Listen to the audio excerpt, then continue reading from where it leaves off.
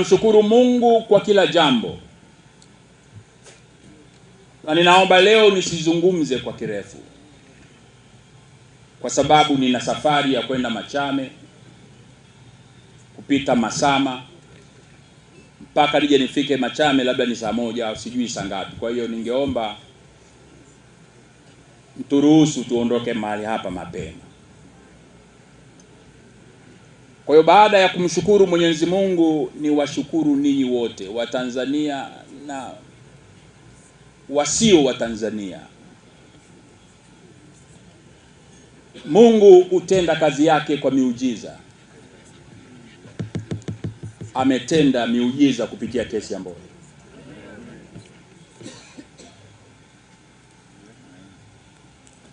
Sina hakika kama ni wahukumu ama ni washukuru walionipeleka gerezani.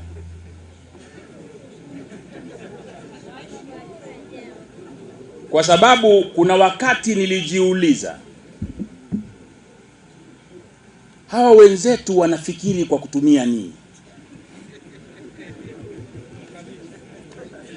Aidha hawaioni dunia inaelekea wapi, ama wamekuwa vipofu. Na maandiko matakatifu yanatufundisha kwamba Mungu alisema, aliamua kumtia nani upofu na kiburi? Farao. Ili nini? Kwa hiyo Mungu aliamua kuwatia upofu na roho ya kiburi ili jambo fulani likadhihirike. Leo mmeijua PGO. Leo mmejua namna wananchi wa kawaida wanavyoonewa katika taifa hili. Nimekuwa magereza. Sehemu kubwa ya wafungwa ambao wako magereza ni watu ambao wameonewa, watu waliobambikiziwa kesi, watu wa kipato cha chini.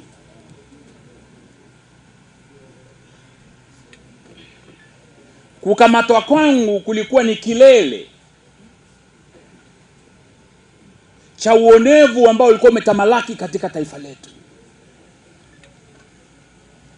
Na hakuna mahali unapoweza kupatumia kama kielelezo zaidi ya wilaya Hai. Kielelezo cha kunyanyasa na kuumiza watu dhidi ya kielelezo cha kunyanyaswa na kuumizwa watu. Mimi nilipiga kelele muda mrefu nikiambia dunia,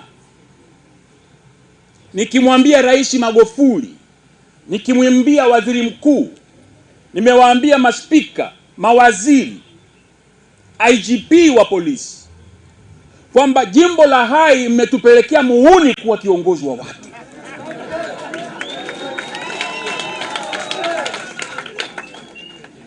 Hao wote wananiambia Mheshimiwa Mbowe tutalishughulikia, wakinigeuka wanacheka, tumempatia. Nimepatiwa Sabaya.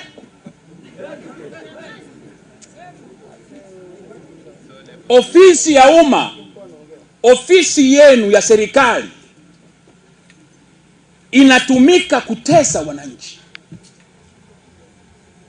Watu wamekatwa masikio, watu wamekatwa vidole, watu wamenajisiwa kwa chupa,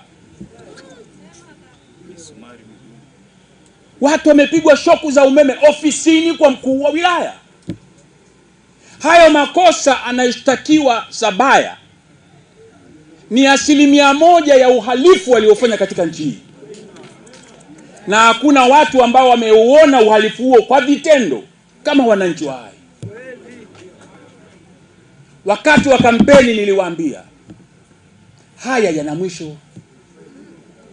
Na hata mbunge nilimwambia, yule bwana mwita mbunge wao, nilimwambia huo ni ubunge wa damu, hauna baraka.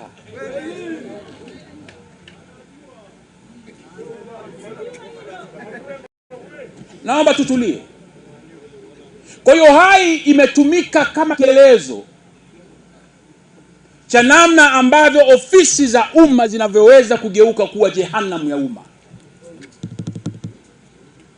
Tumeona ubaguzi katika wilaya Hai kuliko mahali pengine popote katika nchi hii. kwamba yeyote alionekana anaelekea kuisapoti Chadema aliteswa. Tunaweka watu wezi katika ofisi za umma. Mambo haya kama alivyosema Heche lazima tuyakomeshe. Kihistoria tulikataa ubaguzi wa aina yoyote. Awamu ya 5 tuliuona ubaguzi wa kiitikadi. Watu wa mikoa ya kaskazini, Kilimanjaro, Arusha waliteswa sana na utawala wa Magufuli. Na watendaji walioletwa katika wilaya zetu pamoja na mikoa yetu walikuwa na maelekezo mahususi ya kuwatesa, kisa eti wanaunga mkono upinzani, haki yao ya kikatiba. Sasa mambo haya hatutaki yeyote abaguliwe katika nchi yetu. Huko ubaguzi wa aina nyingi unafanyika nchi hii. Ubaguzi mwingine hamuoni lakini upo. Ubaguzi wa kiitikadi tutaukataa kwa nguvu zote. Na Mbowe na ninyi, sisi na wengine, tutapigana usiku na mchana kurudisha haki kwa kila Mtanzania. Na Mama Samia nimemwambia kwamba Mama Rais, ukitaka tuelewane, tuzungumze neno haki. Akakubali, na mshukuru kwa hilo. Tunasubiri tuone vitendo. Jaribu kufikiria, leo nimepokelewa Kilimanjaro International Airport. Askari polisi wamekuwepo. Hajapigwa mtu bomu. Hajakanyagwa sisimizi. Hajaumizwa mtu yeyote. Polisi, asanteni sana. Hii ndio Tanzania tunayoitaka. Hii ndio Tanzania tunayoitaka. Ulafi wa madaraka kwa wachache walio kwenye nafasi za uongozi zisitujengee ubaguzi. Ubaguzi wa aina yoyote ni ukaburu.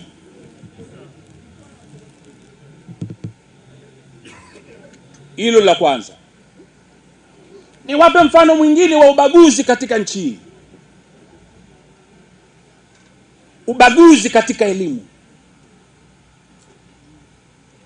Iko hivi, nisikilize kwa makini sana. Viongozi wetu wakiwemo marais, mawaziri, waziri mkuu, wabunge, spika, wanatuhubiria kila siku kwamba tujifunze Kiswahili, Kiswahili ni lugha yetu ya taifa. Lakini leo Kiswahili hicho kinazungumzwa kwenye shule zetu za kata. Uongo? Viongozi wote wa serikali kwenye nchi yetu wanasomesha watoto kwenye shule za Kiingereza. Uongo? Hakuna rais, makamu wa rais, waziri mkuu, mawaziri wote, wabunge wote, wakuu wa mikoa wote, wakuu wa wilaya wote, wakurugenzi wote, na mtu yote mwenye uwezo kadogo anasomesha mtoto shule ya kata. Uongo kweli? Lakini hawa ndio wanaotudanganya kila siku, tumejenga madarasa, tumejenga mabweni, alafu watoto wao wanapeleka kwenye English medium school. Chadema tukiingia madarakani, Kiingereza ni lugha ya kimataifa. Lazima watoto wote wafundishwe na Kiingereza kiwe ni sehemu ya masomo kuanzia chekechea kwa kila Mtanzania. Hiyo ndio Tanzania tunaitaka. Ubaguzi sio ubaguzi. Nchi wenye uwezo watoto wao wanakwenda shule nzuri, wanasoma Kiingereza, wanapata ajira nzuri. Watoto wengine wakanumba hawa tunakwenda mpaka vyuo vikuu, hata Kiingereza huwezi kuomba kazi. Ukienda Kenya, kila Mkenya ana uwezo wa kuzungumza Kiingereza. Matokeo yake wa Kenya wamekamata ajira kuanzia South Africa, Zimbabwe, nenda Dubai, nenda Saudi Arabia, nenda Oman, nenda kwenye mashirika ya ndege ya kimataifa kama Emirates, nenda kwenye shirika la ndege kama Qatar. Nusu ya wafanyakazi ni wa Kenya. Hata mahoteli yetu ya kitalii katika mbuga za wanyama Zanzibar, nusu inaongozwa na Wakenya. Uongo kweli? Hawa wamefundishwa lugha ya Kiingereza kuanzia wanazaliwa katika shule za msingi. Hapa watoto wa wakulima ambao ndio mamilioni wanasomeshwa shule, wanamaliza, hawawezi kupata ajira popote. Hata kutumia simu inakuwa ni issue. Dunia inapokwenda leo kwa kasi ya teknolojia ya mabadiliko katika dunia, bila kukijua Kiingereza, kesho yetu ina mashaka. Chadema tunasema hii narrative ya kutuambia Kiswahili, tutaendelea kukisoma Kiswahili kama somo, lakini watoto wetu watafundishwa Kiingereza na masomo yatafundishwa Kiingereza siku Chadema itaingia madarakani. Tunataka vijana wetu wote wawe na elimu inayoeleweka. Mimi nimekaa jela. Nimetumia muda mrefu kusoma vitabu jela. 95% ya vitabu nilivyovipata ni vya Kiingereza. Wafungwa wenzangu wanaambia, mwenyekiti, na vitabu kama library lakini vya Kiingereza hatuwezi kusoma. Hawa vijana wanajua, kwa sababu wanajua Kiswahili. Maarifa ya dunia ya leo yako kwenye Kiingereza. Tusidanganyane. Nchi ya Singapore ambayo alizungumza Mheshimiwa Heche hapa, ni nchi ambayo ilikataa kuzungumza lugha ya Kimalai, wakaamua wao watoto wao watafundishwa Kiingereza. Nchi ile ilivyotengana na Thailand, na leo iko dunia ya kwanza. Kwa hiyo dunia inakokwenda lazima Chadema tusifanye ubaguzi wa elimu. Manake ubaguzi wa elimu unapeleka kwamba nafasi za ajira za maana katika nchi hii zinachukuliwa na watoto wa watu wenye uwezo wa kifedha, waliopeleka watoto wao kwenye shule nzuri wakajifunza Kiingereza. Uongo kweli? Ubaguzi huu lazima tukatae. Ndugu zangu, nilisema leo sitazungumza sana. Nimalizie kwa kweli kwa kuwashukuru sana. Hakika mmetutendea miujiza.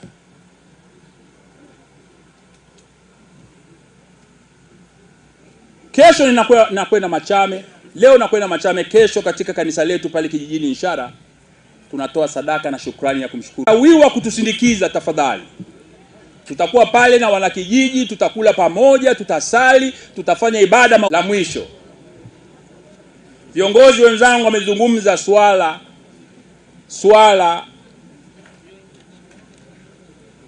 la umuhimu wa chama chetu kuweza kukua na kujitegemea. Hiki ni chama kikuu cha upinzani leo. Kimefika hapa kwa jasho lenu na jasho la wengine na hata waliotangulia mbele ya haki. Tuna wajibu mkubwa mwingine wa kufanya. Nilikuwa nimeomba likizo ya wiki 3. Niliomba likizo ya wiki 3, kamati kuu ya chama ikaniambia, mwenyekiti, tunakuachia kwa wiki moja tu, tunakuhitaji field.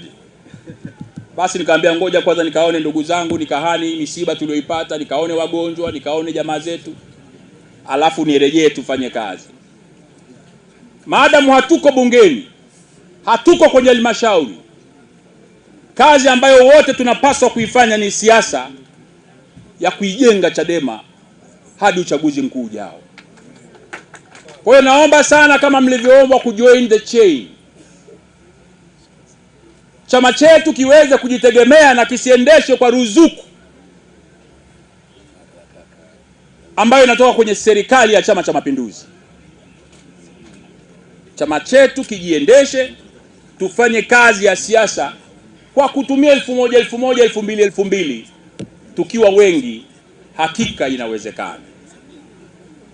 Kwa hiyo baada ya kusema hayo, naomba kibali chenu niondoke mahali hapa. Asanteni sana kwa zawadi mbalimbali ambazo mmenipa.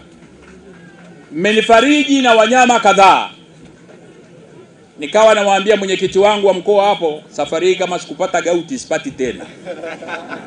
Hii wiki ya mbuzi hii, ndugu yangu Mbasha, karibu sana tupate wote gauti. Kwa hiyo nawashukuru mno. Zawadi mbalimbali mlizonipa za kunitia moyo, nyingine ni symbolic kama ngao na mkuki, mavazi haya, lakini zaidi salamu za upendo na mshikamano miongoni mwetu. Mungu awabariki sana. Mtakaporejea makwenu, basi mrejee salama, mrejee salama, ili Mungu akipenda tukutane tena siku za usoni. Asanteni, Mungu awabariki sana. Asante. Naomba tuipokee hotuba ya mwenyekiti kwa furaha na bashasha na shangwe. Naomba nitoe utaratibu kabla mwenyekiti hujaondoka. Naomba nitoe utaratibu ufuatao. Mwenyekiti tunashukuru, Mangi tunashukuru.